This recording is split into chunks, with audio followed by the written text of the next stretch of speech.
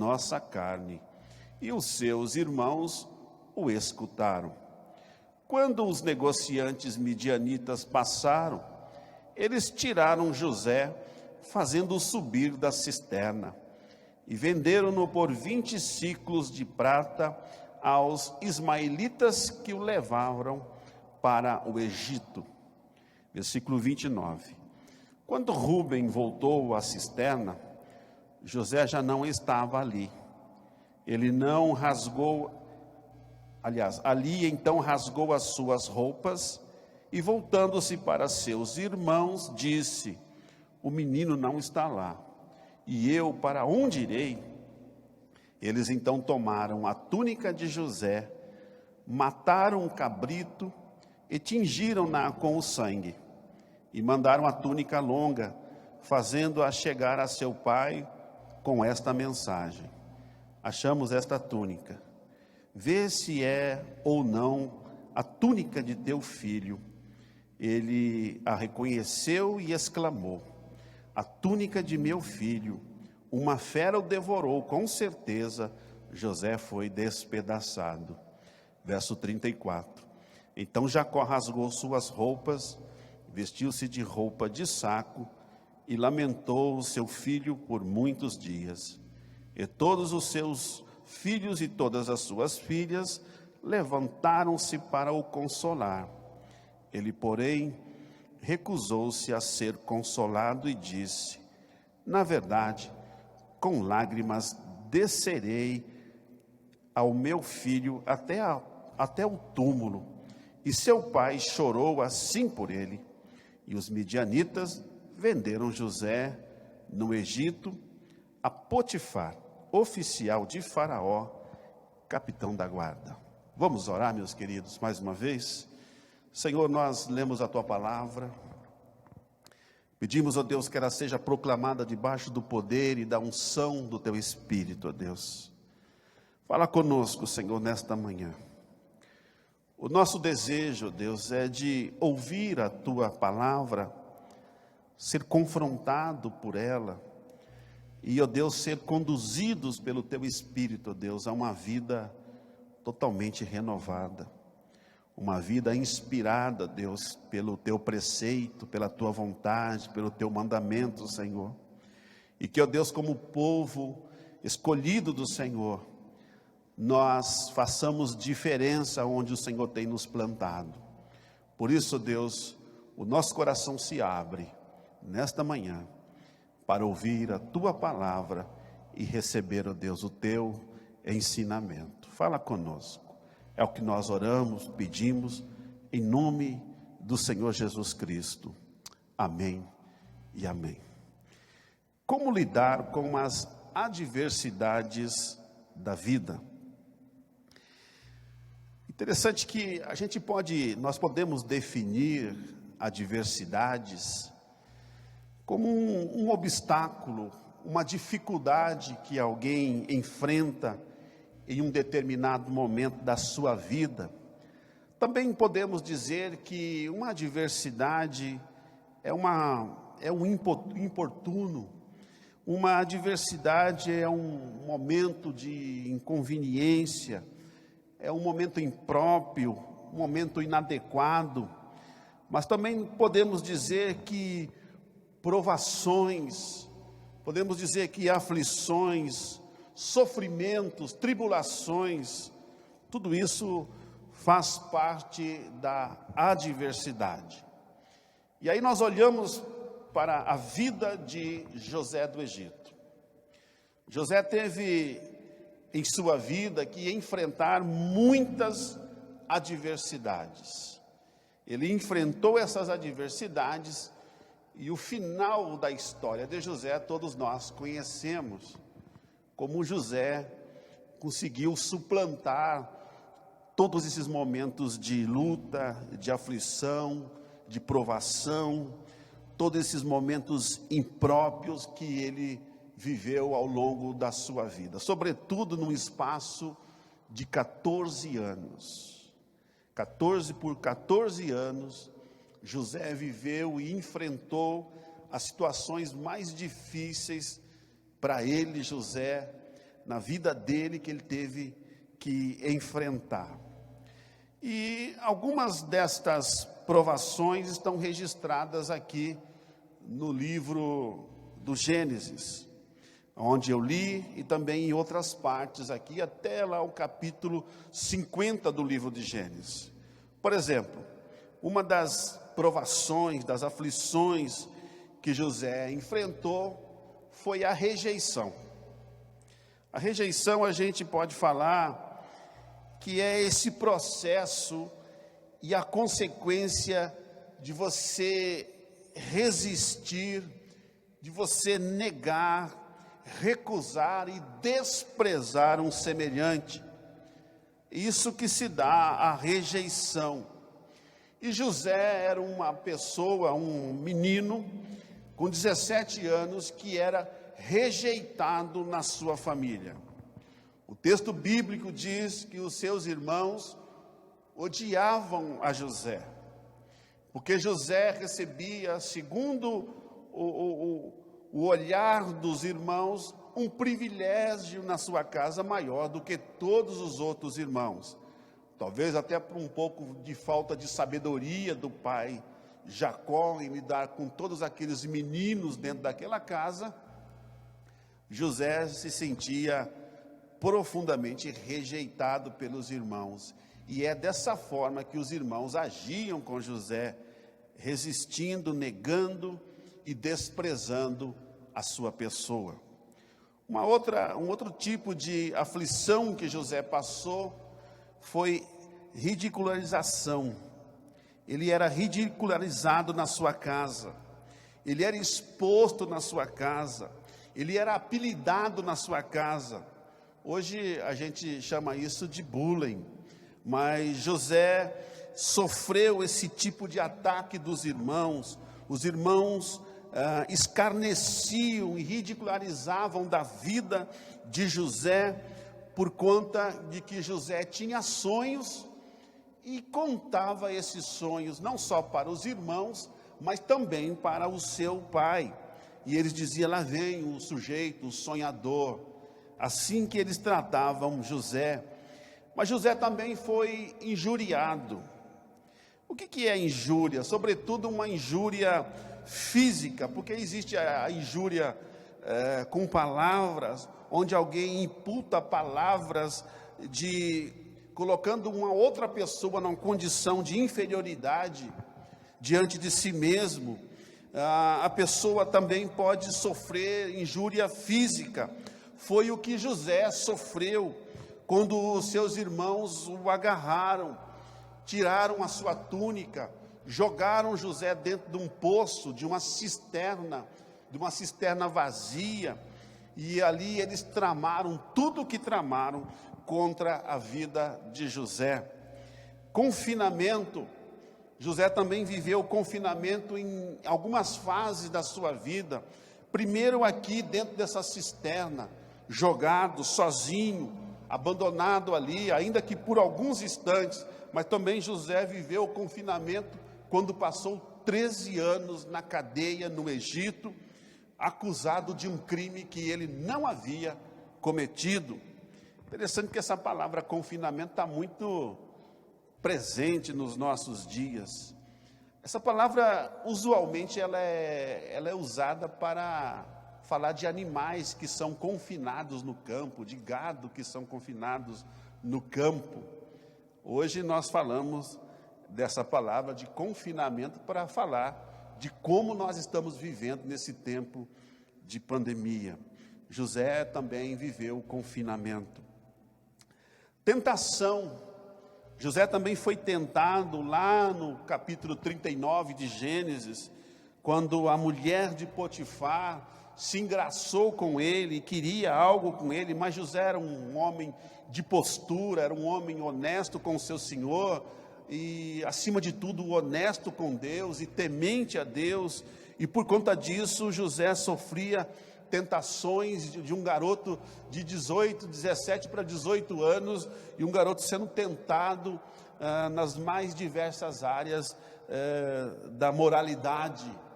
José sofreu isso também, e isso é um tipo de adversidade. José também foi caluniado. Calúnia é uma afirmação falsa. É quando alguém desonra a vida do outro. É quando alguém levanta a respeito da vida do outro palavras falsas, histórias mentirosas, e atribui essas histórias mentirosas a uma outra pessoa, e essa pessoa começa a ser então caluniada com todas estas histórias. Desapontamento. José também foi desapontado. José sofreu uma decepção, José sofreu desilusão, José foi enganado. José viveu desta forma entre os seus irmãos, o tempo todo sofrendo esse tipo de ataque, vivendo estas adversidades com os seus irmãos, e a partir da convivência dos seus irmãos, também até lá o momento em que José é levado para o Egito. Ele foi desiludido, ele foi decepcionado. Imagine você, um menino, vivendo numa casa com seus irmãos, e de repente os seus irmãos tramam matá-lo, e vão e investem sobre a vida desse menino. Imagine a grande desilusão que esse menino tem com relação à sua família, com relação aos seus irmãos, que o trataram como um inimigo, que o viam como uma pessoa, como um grande obstáculo à vida deles, ao progresso da vida deles. Meus queridos irmãos, tudo isso que eu falei nesta manhã, todos nós estamos sujeitos a viver. Rejeição, ser rejeitado no meio que você vive, ou talvez dentro da casa que você mora, você ser ridicularizado por pessoas, você ser exposto com palavras, com apelidos e tudo mais, você sofrendo o tempo todo de escárnio, de palavras desta natureza, você sofrer injúria com palavras, injúrias físicas, sofrer agressão de pessoas que olham para você com ódio, com desdém e tudo mais. Você fica confinado, fica esquecido, largado, abandonado no lugar, sofrer as mais diversas tentações da vida, ser caluniado, ser desapontado, ser desiludido. Tudo isso nós podemos viver, tudo isso nós podemos viver. Sabe, meus queridos irmãos, uma coisa que nós precisamos ter em mente é que é praticamente impossível passar pela vida sem ter que enfrentar algum tipo de adversidade. Talvez esses 7 que eu narrei aqui na vida de José, você não tenha passado, você não tenha vivido, mas talvez você tenha vivido outros tipos de adversidade na vida, outros tipos de confronto, de situações difíceis, situações de aflições, de aflição na sua alma. Talvez você tenha vivido desta forma, talvez você esteja passando por este momento, talvez isso tenha, nesses dias que se seguem, atingido a sua alma de uma forma profunda, e isso tem fazido você ficar muitas vezes triste, muitas vezes encostado num lugar, solitário, com medo desse enfrentamento, com medo da reação, com medo do que as pessoas vão falar, com medo do que as pessoas vão pensar acerca da sua vida. Talvez isso tenha acontecido com você. Mas a grande diferença é o que você faz com isso. Já que nós estamos dizendo nesta manhã que todos nós, enquanto estivermos por sobre a face da terra, viveremos adversidades, talvez não estas, mas outras adversidades. Se isso então é verdade, como é verdade, a grande diferença é como eu reajo, a grande diferença é como eu encaro esses tipos de adversidades que se despontam na minha vida e na minha história.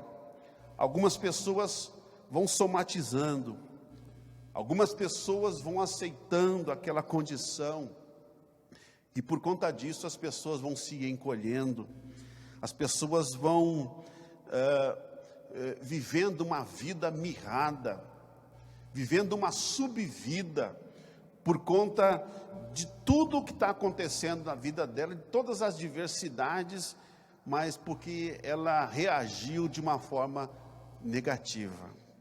Ela não soube lidar com aquilo, talvez por falta de experiência, talvez por falta até de um conhecimento mais profundo acerca de Deus e da sua palavra. Talvez a pessoa tenha somatizado e aceitado essa condição e vivido de uma maneira encolhida, retraída, de uma maneira em que aquela pessoa praticamente ela vai se anulando em todos os âmbitos da sua existência, da sua vida. Agora você e eu também podemos reagir diferente. Você e eu também podemos, diante das adversidades, usar isto, toda esta contrariedade, para que a gente alce voos mais altos na vida, como José fez. José usou toda a adversidade que ele viveu para crescer, para chegar aonde ele chegou.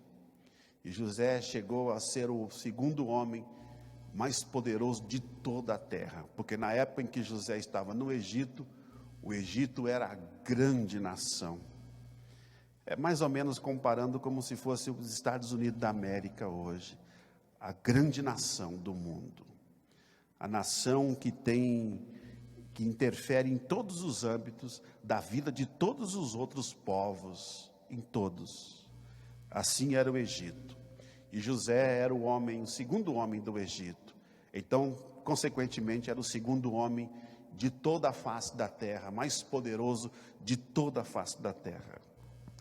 Interessante que alguém já disse um dia que, isso é verdade, uma pipa, esses papagaios, não sei como é que chama aqui, engaça, quadrado, que a molecada solta aí, esse quadrado, ele só sobe quando o vento é contrário. Então, aqui fica uma ideia para nós agirmos diante das dificuldades, usar a dificuldade para que a gente cresça na vida, para que a gente supere o momento de dor, de sofrimento, o momento de luta, o momento de contrariedade, para que a gente cresça e cresça muito mais. Ontem eu estava ouvindo a história de um homem, liguei a televisão e estava passando a história de um homem, à tarde, de um homem que morava numa cidade, lá no sertão da Bahia, uma cidade insignificante que eu nunca vi falar o nome, nem vou ousar falar o nome aqui desta cidade. Mas ele disse que com 15 anos de idade, ele foi para uma outra cidade, ele foi trabalhar e foi estudar, porque onde ele morava não havia nenhuma condição. E ele passou estudando e trabalhando num açougue, talvez alguns já estão lembrando dessa história, que eu ouvi ontem, e ele repetiu 3 vezes a 8ª série, porque trabalhava demais e não tinha tempo para estudar. Mas esse rapaz se esforçou, usou toda a situação de contrariedade na sua vida, de luta, de dificuldade, e usou aquilo como uma força. Assim como o vento é contrário e faz a pipa subir, ele usou toda a diversidade para se tornar, e hoje ele é um cientista formado em Oxford, na Inglaterra, e trabalhando no Brasil, e sobretudo trabalhando agora na vacina da Covid. Um menino num campo, um menino abandonado, um menino sem perspectiva de vida, numa cidade pequena, de repente com 15 anos de idade, resolve dar a grande virada da sua vida. Isso é um grande exemplo que nós devemos seguir. Isso é um grande exemplo que a gente deve se espelhar, para que as adversidades da vida não destruam os nossos sonhos, não destruam os nossos projetos, não destruam a nossa vida, nos encolhendo, nos mirrando e nos fazendo perecer a cada dia, a cada dia. Meus queridos irmãos, mas talvez uma pergunta a gente possa fazer nesta manhã: por que Deus permite que passemos adversidades na vida? Porque nós só passamos adversidades na vida porque Deus permita, porque Deus permite. Porque se Deus não permitisse que nada disso acontecesse na vida de José do Egito, nada disso aconteceria. Agora a gente vai entender que Deus, Ele permitiu tudo isso e tem permitido muitas situações, por exemplo, o coronavírus. Meus queridos irmãos, o que nós devemos perguntar é acerca dos propósitos de Deus. Quais são os propósitos de Deus para a adversidade? Eu estava lendo um artigo de um autor, de um escritor, de um teólogo muito conhecido, Tozer. Aidan Wilson Tozer é o nome dele. E Tozer diz uma coisa muito interessante.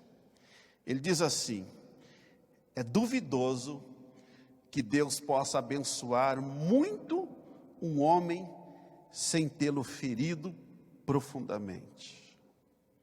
O que é que Tozer está dizendo? Ele está dizendo que Deus faz isso. Que Deus, antes de abençoar, Deus permite em que as pessoas vivam estas adversidades da vida. Vivam estas contrariedades da vida.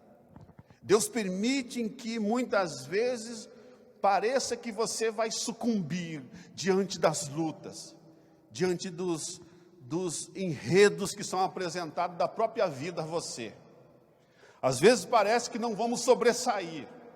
Às vezes parece que tudo vai se acabar. Às vezes parece que nós vamos realmente perecer e que ninguém vai se lembrar de nós. Mas Deus permite que isso aconteça para nos abençoar ainda mais. Ainda mais. Parece que este é o método de Deus. Parece que esta é a maneira de Deus tratar conosco, de nos purificar, de nos conduzir, de nos fazer enfrentar a vida olhando para o alto, para o autor e consumador da nossa fé. Deus faz isso. Deus age desta maneira. E Deus faz desta maneira porque Deus tem os seus movimentos na história. Deus tem os seus propósitos na história. Por exemplo, muitas vezes Deus quer chamar a nossa atenção quando permite que você passe lutas. Às vezes você está passando uma luta, uma dificuldade, e Deus está chamando a atenção. Às vezes Deus faz isso porque Deus quer nos assegurar o seu amor, para que você e eu entendamos que Ele nos ama, e que este amor de Deus, ele é incondicional. Deus faz isso. Às vezes Deus faz com que nós passemos lutas para nos tornar mais humildes, mais pé no chão, coração mais aberto, sem o nariz empinado. Às vezes Deus quer nos refinar. Às vezes Deus quer aumentar a nossa fé. Às vezes Deus quer nos ensinar a obediência bíblica. Muitas vezes eu estou dando passos para longe da presença de Deus, longe do caminho de Deus, e Deus permite que circunstâncias difíceis se levantem na nossa vida, simplesmente para nos ensinar a obediência bíblica, para nos ensinar que Ele é Deus, que Ele é Senhor, que Ele está no controle e que Ele tem o melhor para as nossas vidas. Jeremias, o profeta, entendeu isso. Eu é que sei os planos que tem a respeito de vós, diz o Senhor, planos de não fazer mal a vocês, mas planos de paz, planos de prosperidade. Às vezes Deus permite as adversidades da vida para testar a nossa própria vida. Às vezes Deus faz isso para peneirar as nossas amizades. Às vezes Deus faz isso para aumentar o nosso desejo de estar com Ele, de conhecê-lo a cada dia mais. Às vezes Deus faz isso para nos preparar para os confrontos da própria vida, da própria existência. Às vezes Deus faz isso para nos lembrar que a nossa luta, ela é espiritual, ela não é com pessoas. Não é a carne e o sangue, mas é aquilo que é espiritual. Às vezes Deus faz isso para nos aperfeiçoar, para nos fortalecer, para fundamentar a nossa vida na rocha. Às vezes Deus faz isso para nos ensinar a paciência. Às vezes Deus permite a adversidade para nos ensinar que há um preço pelo pecado. Deus faz isso e muito mais coisas Deus faz para que a gente então entenda por que passamos por adversidades na vida. Agora veja bem, ao vivenciar adversidades na vida, qual deve ser o procedimento de um homem e de uma mulher de Deus? E aí eu quero rapidamente com você falar de 3 coisas que José fez, vivendo essas adversidades. José, ele teve 3 procedimentos que não estão explicitamente na palavra, mas a gente pode chegar tranquilamente a esta conclusão de que José fez exatamente isso. A primeira coisa que José fez diante da adversidade foi desabafar com Deus. Desabafar com Deus. E aí eu olho para o salmista, para o Salmo 62, versículo 8, está escrito assim: ó povo, confiai nele em todo o tempo, derramai o coração perante ele, Deus é o nosso refúgio. Irmãos, em meio às adversidades da vida, em meio a todas as situações contrárias que nós podemos vivenciar, o que é que José nos ensina? Desabafe com Deus. Mas não é um desabafo murmurando, não é um desabafo dizendo que você sente que Deus não te ama, não é um desabafo onde você coloca em xeque o amor de Deus, os atributos de Deus, as qualidades de Deus. É contar simplesmente o que está acontecendo na sua vida, é dizer: Deus, eu estou vivendo isso, eu estou passando por esses percalços, eu estou enfrentando essa situação, e eu não entendo, Senhor, por que eu estou enfrentando. Eu só sei que tem um propósito do Senhor, eu só sei que o Senhor está me ensinando coisas. Senhor, então me ajude a enfrentar, me ajude a entender o que o Senhor quer para a minha vida, e me livre, Senhor, de todo mal. Esse tipo de desabafo que nós precisamos, esse tipo de conversa que nós devemos ter, esse colóquio com Deus, lançar sobre Ele. Talvez Pedro tenha entendido isso: lance sobre Ele toda a vossa ansiedade, porque Ele tem cuidado de vós. Ele é Deus, Ele é Senhor, Ele não deixou de ser Deus, Ele não mudou. Deus não é volúvel, Deus não muda, Ele é o mesmo ontem, hoje e o será eternamente. Então você pode se achegar a Deus contando a sua história e entender que é no meio das adversidades extremas da vida que Deus faz com que tudo isso se reverta numa ação terapêutica para o nosso coração. Deus vai curando a nossa alma, Deus vai nos fortalecendo em meio à adversidade, Deus vai nos fazendo mais forte em meio à calúnia, Deus vai nos fazendo mais pé no chão diante da rejeição, diante de tudo que se possa acontecer de ruim à nossa vida. Ele é o Senhor, conte a Ele o que é que você está vivendo. Abra o teu coração para Ele, desabafe. O salmista ainda no Salmo 55, versículo 22, diz assim: entrega as tuas ansiedades ao Senhor, e Ele te dará sustentação, nunca permitirá que o justo seja abalado. Esse é Deus, o Deus que nós servimos, o Deus que nos escolheu, o Deus que tem nos abençoado. Conte a Ele, lance sobre Ele aquilo que está acontecendo na sua vida, ainda que você não entenda. Eu tenho um pastor americano, John Robert Sericola. Aliás, John Robert Sericola esteve aqui nesta igreja, não aqui onde eu estou, mas aqui no lado. E ele esteve também em Bariri, na época eu estava pastoreando a igreja de Bariri. E ele me contou uma história e que eu aprendi uma grande lição. Ele disse assim: pastor, quando eu estou vivendo alguma coisa na minha vida, seja boa, seja ruim, mas principalmente coisas ruins, e eu começo a orar a Deus, e eu só paro de orar a Deus a hora que Deus me mostra o caminho que eu devo seguir.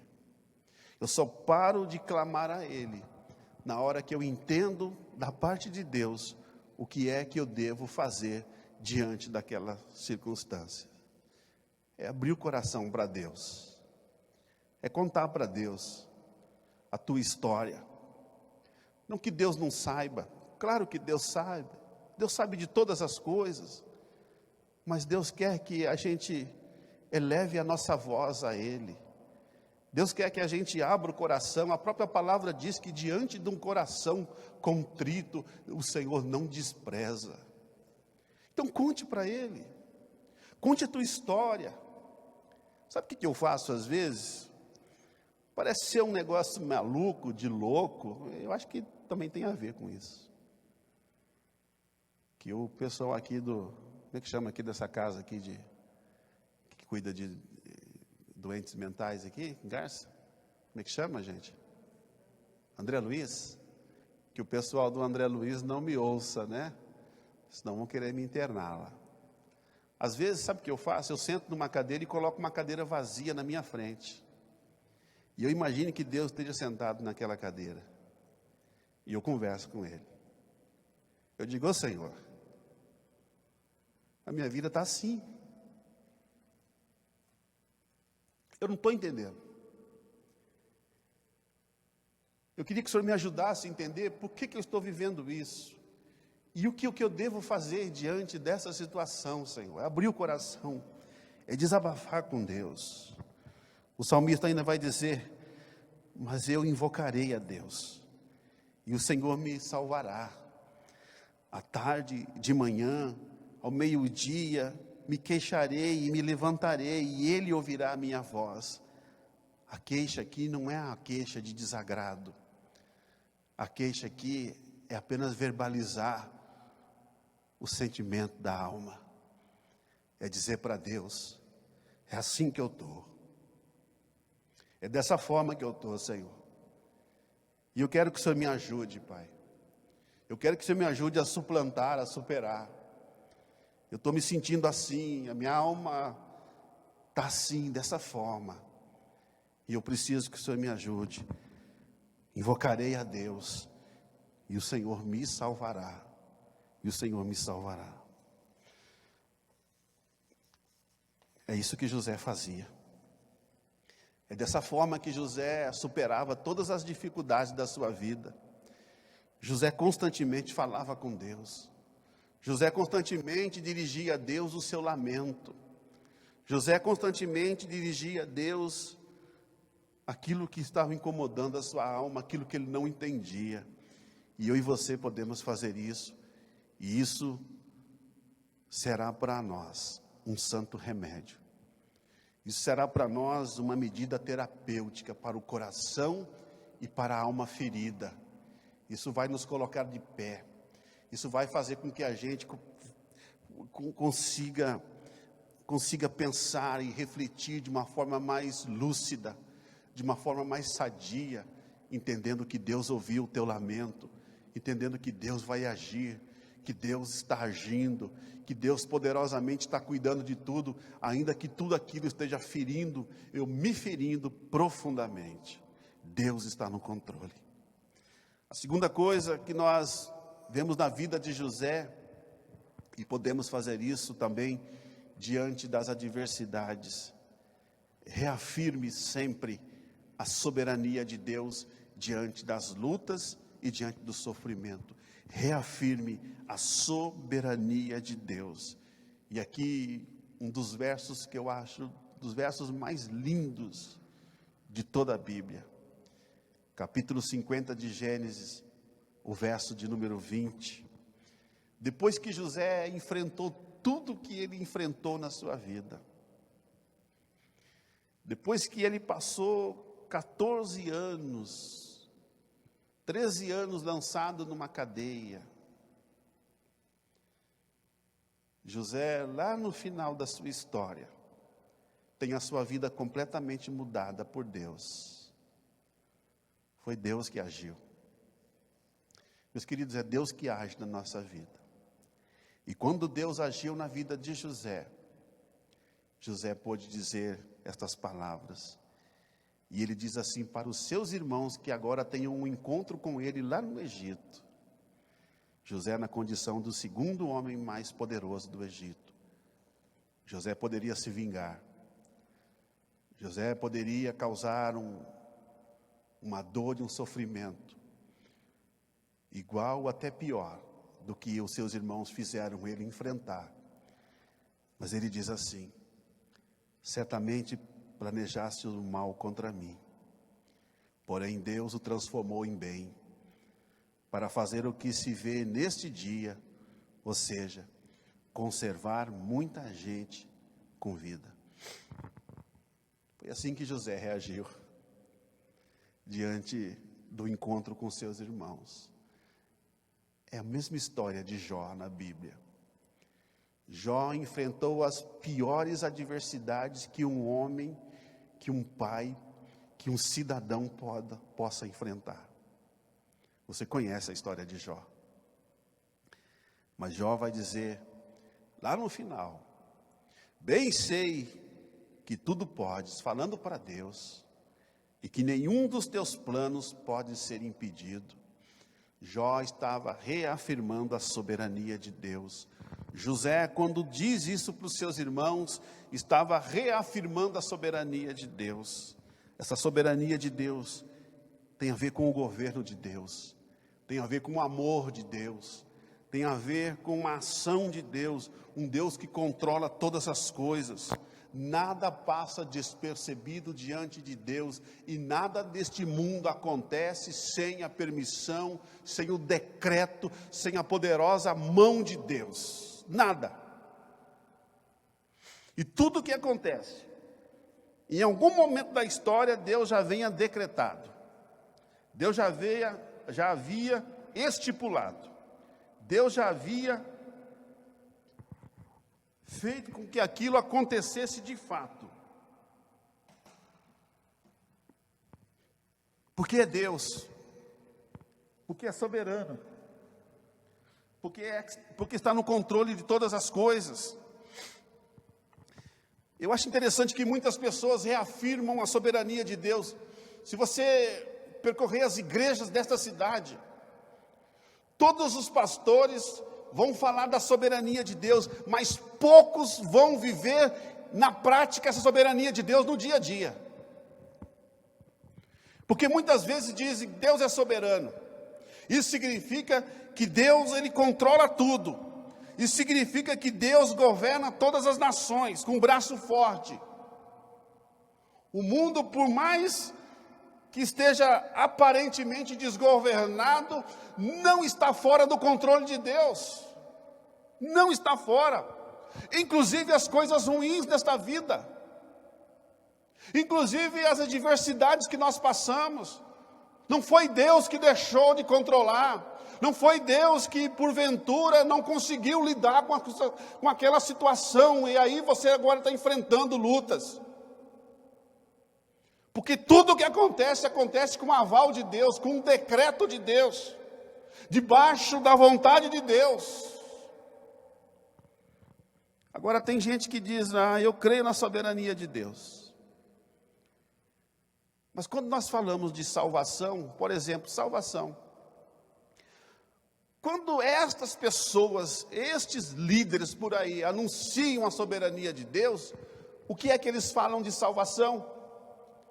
Eles dizem assim, que salvação é uma coisa que está para o ser humano decidir. Então quer dizer, pense comigo, quer dizer que Deus cria os céus e a terra, cria o universo com seu poder, cria o ser humano, coloca o ser humano na face da terra.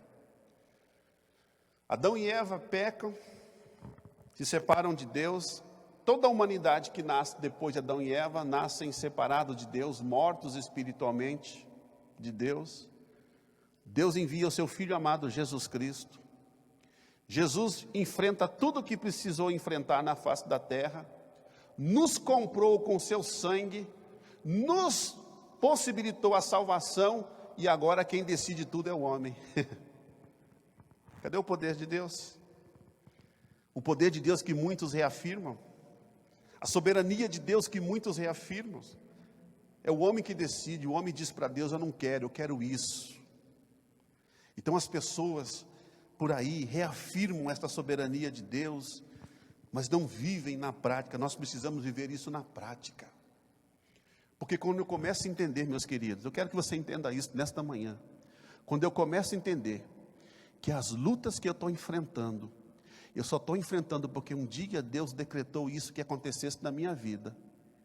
E o propósito último de Deus nunca é nos destruir diante das lutas, mas sempre nos melhorar, sempre nos fazer enxergar coisas, sempre colocar a gente com os pés no chão, tudo aquilo que eu já narrei aqui e mais coisas.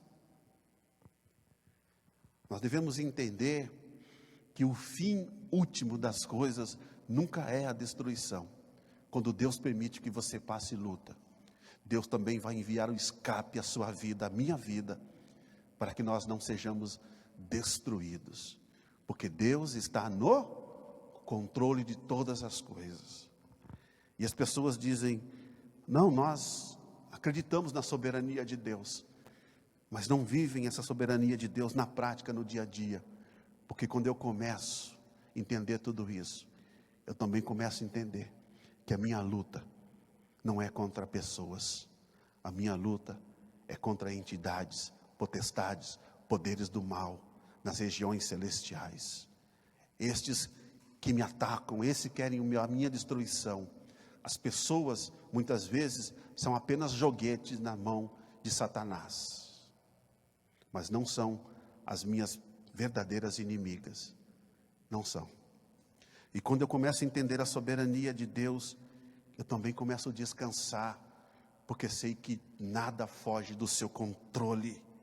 Nada foge do seu controle. Tem um homem de Deus que você conhece muito bem, a W. Pink. Ele diz o seguinte: o Deus que as pessoas concebem em suas mentes é uma invenção de um sentimentalismo banal. O Deus que muitas vezes e muitas pessoas concebem na sua própria mente, Pink vai dizer, é uma invenção de um sentimentalismo banal. O Deus de muitos púlpitos inspira mais pena do que reverente temor. Às vezes é assim mesmo. Às vezes os pregadores pegam aquela passagem de Apocalipse, capítulo 3, versículo 20, onde João diz que: eis que estou à porta e bato. Se você abrir a porta, eu entrarei na sua casa, cearei contigo e você comigo. Às vezes pegam esta palavra para falar de salvação também, como se Jesus fosse um coitadinho, como se Jesus estivesse para fora da nossa casa, num tempo de frio, num tempo de chuva, encolhidinho, entenda o que eu vou te dizer, muitas vezes parecendo até um cachorrinho molhado. Que judiação de Jesus. Dá uma chance para Ele, dá uma oportunidade para Jesus. É assim que muitas vezes nós concebemos o Criador, o dono deste mundo, o dono das nossas vidas. Por isso que nós precisamos reafirmar a soberania de Deus, mas viver isso no nosso dia a dia. Não achar que Deus é um coitadinho, não que Deus errou na mão, não que Deus deixou de acabar as coisas que Ele começou. Não jogar para o ser humano as decisões. Quem é o ser humano diante de Deus? E muitas vezes é assim que as pessoas ensinam aí. É você que decide. Você tem o livre-arbítrio para decidir tudo. Tem nada. Não tem. É Deus que tem o controle absoluto de todas as coisas. E se Deus determinar que você viva tal coisa na vida, não há ninguém que possa impedir, porque é Deus, porque é soberano. O que aconteceu na vida de José não foi um acaso. O que aconteceu na vida de José não foi uma coincidência. O que aconteceu na vida de José não foi algo que fugiu ao controle do Criador. Deus determinou, mas não determinou para destruir. Determinou para fazer José o homem que Deus queria que ele fosse, que ele se tornasse. E por isso que nós olhamos hoje para a história do Antigo Testamento, para a história de José, e ela nos inspira. Porque Deus esteve agindo o tempo todo. O mesmo Deus que esteve na casa de José, que permitiu que os irmãos insultassem, injuriassem José, caluniassem José, rejeitassem José. Era o mesmo Deus que estava com ele na prisão durante os 13 anos que ele passa na prisão. E também é o mesmo Deus que o exalta soberanamente no Egito. É o mesmo Deus, é a ação do mesmo Deus, é o mesmo Deus presente, é Deus demonstrando a sua soberania e o seu governo. Nós precisamos entender isso. E quando entendemos isso, nós vamos descansar a nossa alma, meus queridos. Por que nós vamos descansar a nossa alma? Porque nós sabemos que o fim nunca é a destruição. Então, vou dar um conselho para você, que é para mim também. Diante das lutas da vida, procure aprender as lições que Deus quer ensinar. Por exemplo, eu vou dizer algo aqui. A pandemia está aí desde março, já caminhando para setembro. E agora que começou aqui em Garça a aumentar vigorosamente os casos, quando isso já devia estar já numa linha decrescente. Eu vou dizer algo para você, o que eu acredito. Não só com relação à cidade de Garça, mas com relação ao mundo. Deus está nos ensinando lições. E se a pandemia não acabou, é porque nós não aprendemos.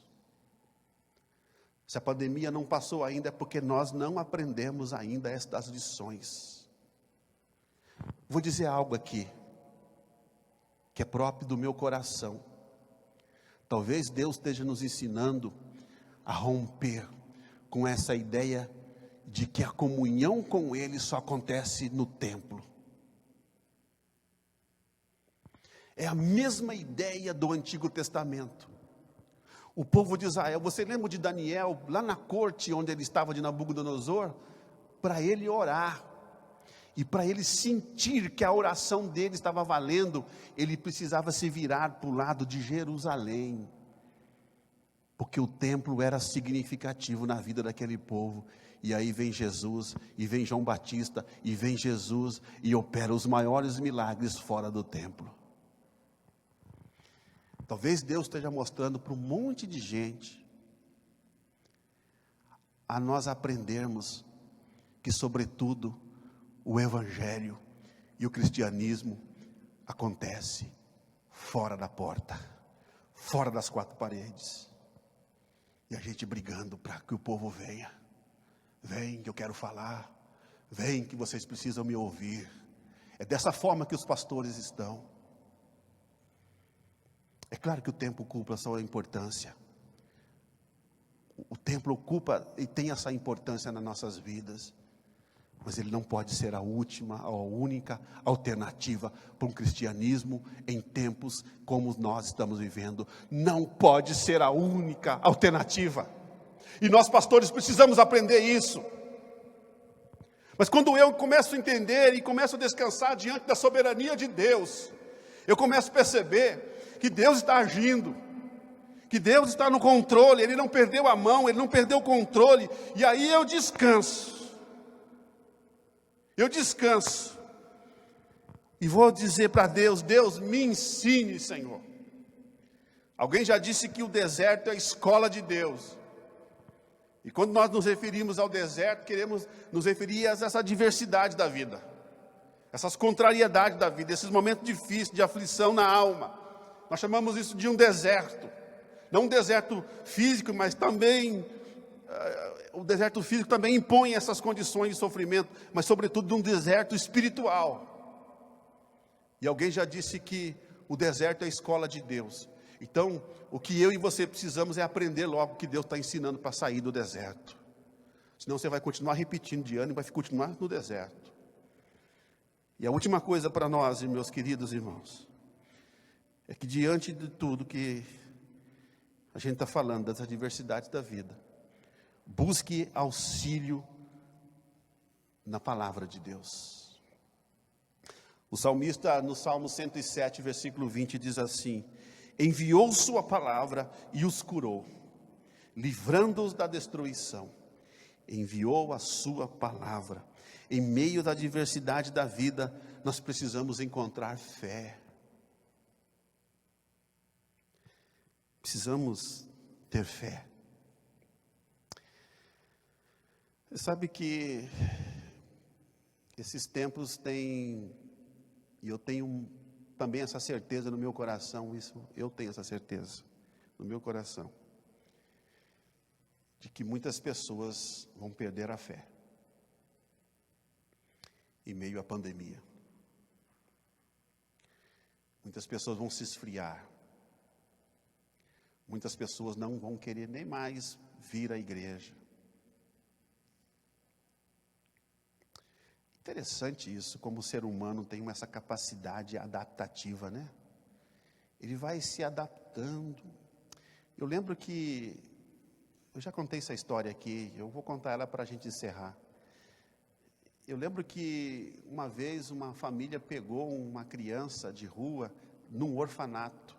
Aquela criança havia recém-chegado naquele orfanato e havia uma permissão do juizado de menores, e que algumas famílias poderiam ir no orfanato no final de semana e escolher lá uma criança, duas crianças, e proporcionar um final de semana para aquela criança na sua casa, com tudo que aquela criança gostava.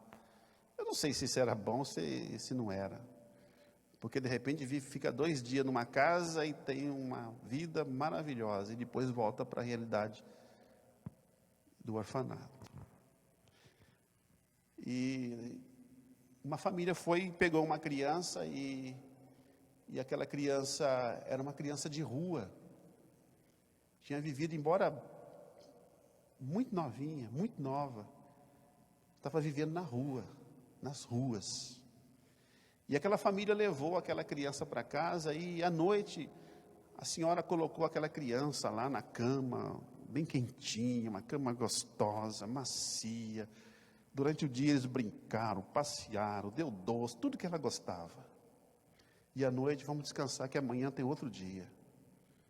Proporcionando àquela criança algo diferente. E quando chegou de noite, a mulher estava na sala lendo, e de repente ela deu um estalo assim, falou: vou ver como é que a criança está lá na cama. Uma criança de 10, 12 anos. E quando ela chegou no quarto, a criança não estava mais. A criança não estava mais lá. E ela ficou apavorada. Ela olhou para a janela, mas a janela tinha grade. E a grade estava lá. Ela falou: meu Deus, eu fiquei na sala. A criança, para poder sair de casa, ela tinha que cruzar comigo na sala. E eu não dormi, eu estava lendo. E ela ficou desesperada e não sabia o que fazer mais. De repente, sabe o que ela fez? Ela olhou debaixo da cama. E quando ela olhou debaixo da cama, ela viu aquela criança dormindo no chão frio. Sabe por quê? Porque aquela criança tinha acostumado a dormir daquele jeito. E dormir numa cama macia, talvez era um incômodo para a vida dela. É esta capacidade adaptativa que o ser humano tem. Eu vou dizer uma coisa aqui para todos nós. Para todos nós. Aqui na igreja de Garça, nós já fizemos 4 campanhas de alimentos. Na primeira campanha de alimento arrecadado, fizemos 20 cestas básicas.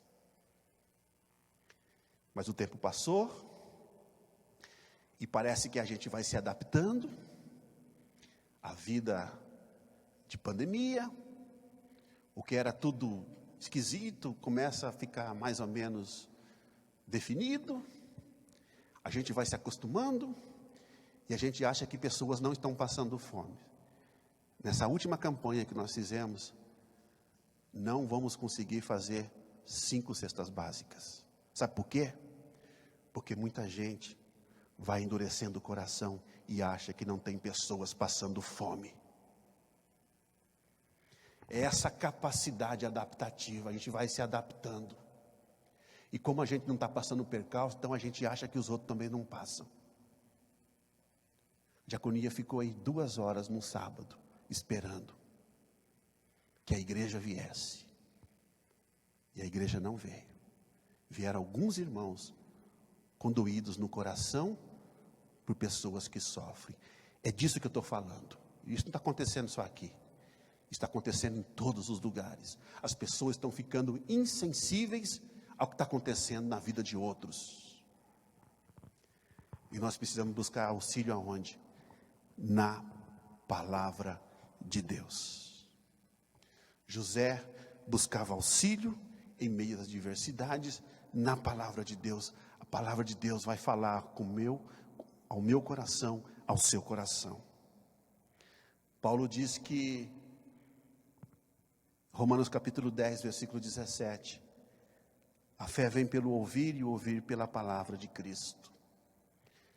Para que a gente enfrente tudo que nós precisamos enfrentar com fé, precisamos ouvir a palavra. Precisamos buscar auxílio na palavra. Precisamos meditar na palavra de Deus. Precisamos encontrar Deus em meio aos desertos da vida. Porque quando nós concentramos a nossa vida na palavra de Deus, meus irmãos, é o mesmo que em meio a um deserto a gente encontre um oásis. Assim é mergulhar no texto sagrado. José confiava em Deus. E você? Confia em quem? Vamos orar. Pai, em nome de Jesus, ó Deus, ministramos a Tua palavra, pregamos a Tua palavra. E pedimos nesta manhã, Deus, que o Senhor nos ajude a entender tudo o que nós precisamos.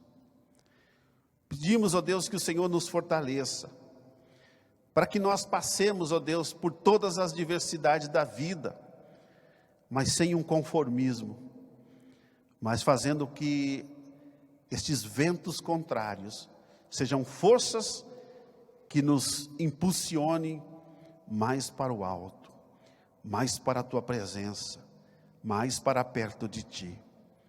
E nós pedimos nesta manhã, Senhor, que o Senhor nos ajude, que o Senhor, ó Deus, possa, de alguma maneira, através do Teu Espírito Santo, nos orientar, e que possamos sobressair não porque somos bons, mas é porque o Senhor nos ajuda, e é porque nós confiamos no Senhor. Pai, nós fazemos esta simples oração nesta manhã, e pedimos a Tua ajuda, em nome de Jesus, em nome de Jesus, amém, amém. E eu não vi o horário aqui, passou bem do horário, né? 11h30, que Deus abençoe a sua vida, que você tenha um bom almoço, em nome de Jesus.